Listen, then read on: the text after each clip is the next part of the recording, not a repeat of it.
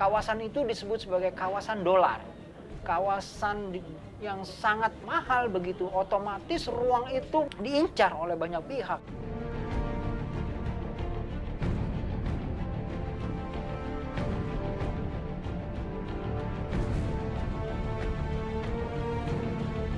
Nah, kami lagi selidikin kenapa hotel kok bisa nempel di Kali Krukut.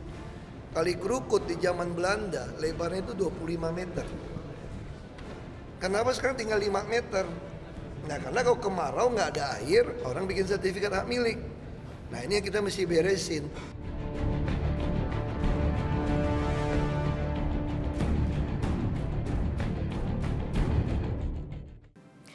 Siapa yang tidak mengenal kawasan Kemang?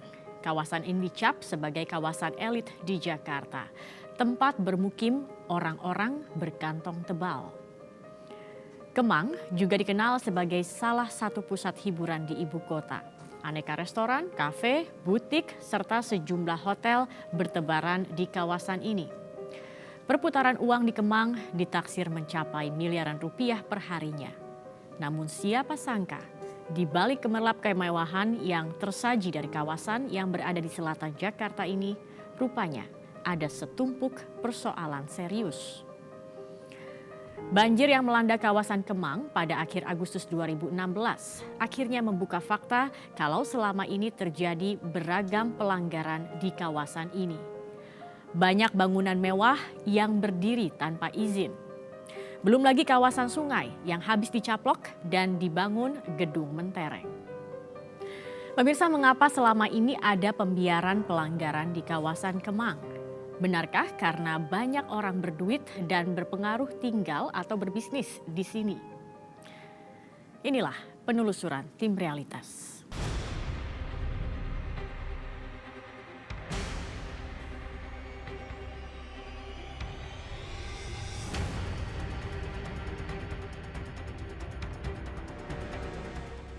Akhir Agustus 2016, kawasan Kemang, Jakarta Selatan terendam.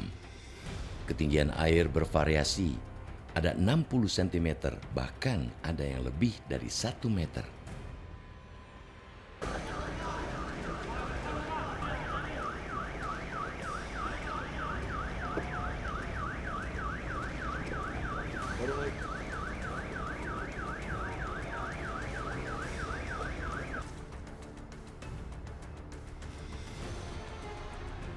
Selain merendam pemukiman rumah warga, banjir kali ini juga merendam sejumlah area bisnis, seperti pusat pertokoan, restoran, serta sejumlah tempat hiburan malam ikut terendam.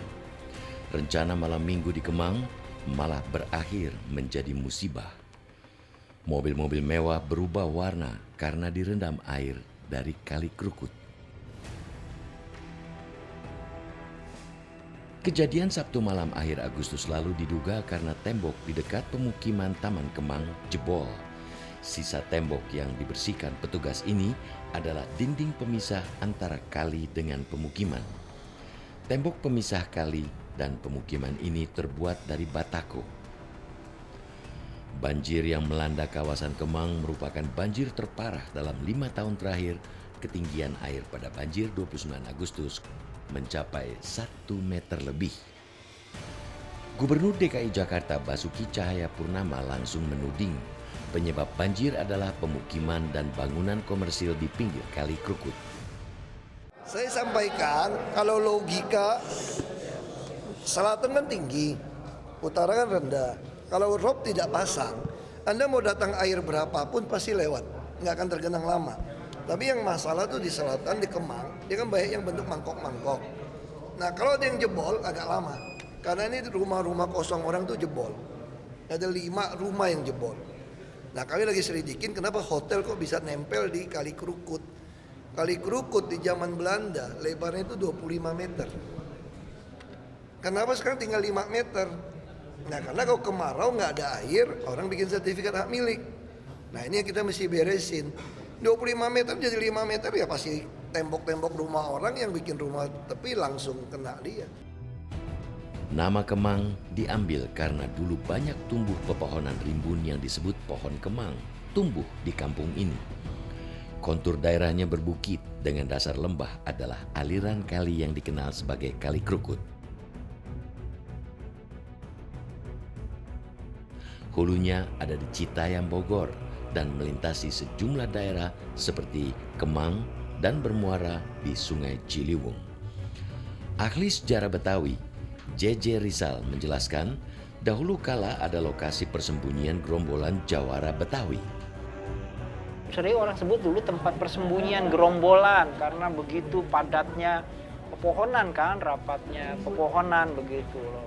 Dan itu bisa juga tergambarkan dari namanya, nama Kemang itu kan mengacu kepada pohon, dan memang sampai tahun 50 itu banyak sekali pohon begitu ya, pohon Kemang itu sejenis mangga yang harum ya. Dulu rimbun pohon, tapi sekarang inilah Kemang yang kita kenal. Sejarawan Betawi J.J. Rizal menyebut perubahan Kemang terjadi tahun 1970-an. Kawasan itu disebut sebagai kawasan dolar, kawasan yang sangat mahal begitu, otomatis ruang itu menjadi sangat diincar oleh banyak pihak. Dan dalam konteks inilah kemudian seperti kita tahu rencana tata ruang wilayah itu mengalami godaan, dan yang tadinya warnanya hijau itu ketika di peta tata ruang wilayah Jakarta hijau, misalnya kawasan Kemang biru begitu ya, tidak boleh menjadi kawasan pemukiman, itu bisa berubah. Dan itulah yang mengakibatkan terjadi banyak pemukiman elit begitu, tapi dia mengambil alih bantaran sungai yang sebenarnya tidak boleh begitu. Ahli tata ruang dari Universitas Trisakti, Nirwono Yoga menjelaskan, suasana asri Kemanglah yang mendorong orang berinvestasi di sini. Karena tadi kealamian sungai, kealamian lingkungan Kemang itulah menjadi daya tarik. Terus kita perhatikan juga kenapa kok banyak bangunan-bangunan komersial yang mau tumbuh di sini juga itu diakibatkan karena Kemang sendiri yang punya daya tarik kehijauannya tadi. Nah, mereka lupa bahwa Kemang yang dulu merupakan daerah resapan air dengan bantaran sungainya yang cukup lebar justru menjadi penentu mengapa daerah kawasan Kemang tadi hijau. Pemerintah DKI Jakarta menjadikan Kemang adalah target pendapatan asli daerah. Kalau jumlahnya sekitar ratusan ya, baik untuk kafe, restoran maupun hiburan. Tapi yang memiliki izin itu lebih banyak memiliki izin ketimbang yang tidak memiliki izin. Sekitar 30%, 40% tidak memiliki izin karena zona tadi gitu. Kalau saya sih berharap bukan berkurang, justru bertambah. Karena itu pariwisata salah satu aset pendapatan aset daerah yang paling besar. Dari zaman dulu Kemang kan punya nilai eksklusivitas, dan di situ pasti ketika eksklusif, daya belinya tinggi, pasti menimbulkan usaha-usaha di sekitarnya kan. Dari dulu memang Kemang seperti itu. Tapi, apakah tata ruang wilayah Kemang ini sudah sah secara hukum di negeri ini? Adalah pemerintah daerah Jakarta sendiri yang membuat aturan tentang tata ruang Kemang. Peraturan Daerah Nomor 1 Tahun 2014 tentang rencana detail tata ruang peraturan zonasi, nyata disebutkan kawasan Kemang dan Duren 3 termasuk sebagai kawasan yang dikendalikan pembangunannya. Selatan itu kita coba ditahan semaksimal mungkin, dikendalikan semaksimal mungkin pembangunannya. Kita di arahan RT RW 2030 ini pengembangan pembangunan itu ke barat, timur, dan utara, mengingat daya dukung dan daya tampung lingkungan selatan itu kita peruntukan untuk semaksimal resapan air. Dalam konsep pembangunan tata kota di ibu kota, sejatinya wilayah yang menjadi pusat pembangunan dipusatkan di kawasan barat, timur, dan utara Jakarta. Sementara di wilayah selatan Jakarta sengaja diperuntukkan sebagai daerah resapan air. Data terakhir kemarin yang kita dapat dari Dinas Pertanian Kota ya, untuk wilayah Kemang sendiri itu 70%-nya lahan sudah beralih fungsi. Artinya sudah berubah, yang tadinya merupakan kawasan resapan air sudah menjadi kawasan campuran. Ada yang hunian, ada pun kawasan komersial juga. Nah, kalau kita lihat sisa lahan yang 30% ini perlu kita cek lagi sekarang ini dalam kondisi apa. Apakah benar-benar merupakan daerah resapan air atau bahkan sudah tanah yang sudah di kafling, Mbak.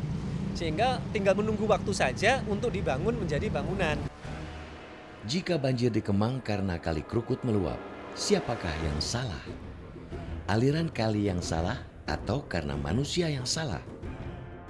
Dalam Peraturan Menteri Pekerjaan Umum dan Perumahan Rakyat Nomor 28 Tahun 2015 pun sudah jelas diatur jarak aman mendirikan bangunan di area sekitar kali. Pada kenyataannya, bangunan pemukiman dan bisnis malah memakan lahan Kali Krukut. Sehingga lebar kali mengalami penyusutan dari lebar awal 25 meter saat ini hanya di kisaran 3-5 meter saja.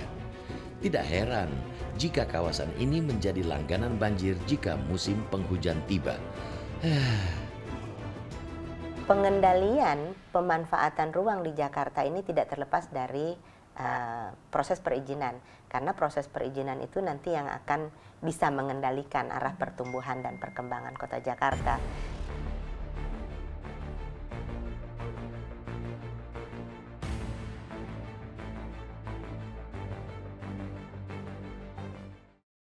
Banjir besar yang merendam kawasan Kemang pada akhir bulan Agustus 2016 akhirnya mendorong pemerintah Provinsi DKI untuk mengaudit keberadaan bangunan di kawasan ini. Benarkah selama ini telah terjadi penyalahgunaan izin di kawasan Kemang?